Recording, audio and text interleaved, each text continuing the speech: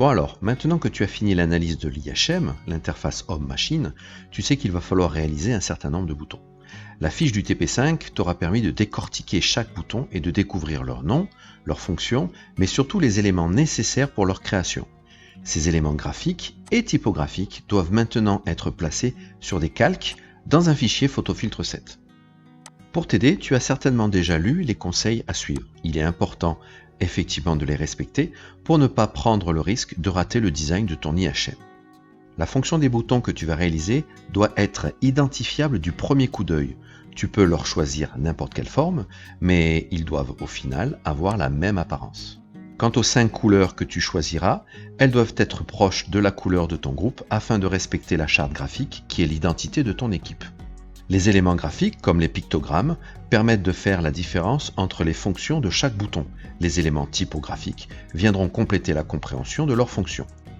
Tu trouveras les éléments graphiques comme les boutons, les logos et les pictogrammes sur les sites suivants. Ils sont gratuits et libres de droit. Sur le site Vecteezy, tu trouveras de nombreux boutons en tapant bien évidemment le mot-clé bouton dans la zone de recherche. Tu remarques que certaines plaquettes sont gratuites, d'autres sont payantes, et bien évidemment nous prendrons les gratuites. Un clic sur la tablette de ton choix, puis sur le bouton télécharger gratuit et choisis la licence standard. Après quelques secondes de pub, sélectionne l'option enregistre le fichier et OK. Comme d'habitude, tu te diriges vers la flèche bleue en haut à droite, puis tu cliques sur le petit dossier noir pour accéder au dossier de téléchargement. Pour être téléchargé plus vite, certains fichiers sont compressés. Tu les reconnaîtras grâce à cette petite fermeture éclair. Pour les décompresser, clique droit, puis extraire tout, puis extraire. Une fois décompressé, le dossier s'ouvre automatiquement dans une autre fenêtre. Prends le temps de faire un peu de ménage en la refermant. Supprime le dossier compressé. Retourne dans le dossier pour effacer les fichiers inutiles et garder uniquement les fichiers JPG ou PNG. Clique droit et coupez les fichiers restants pour les recoller à l'extérieur du dossier. Supprime alors le dossier vide.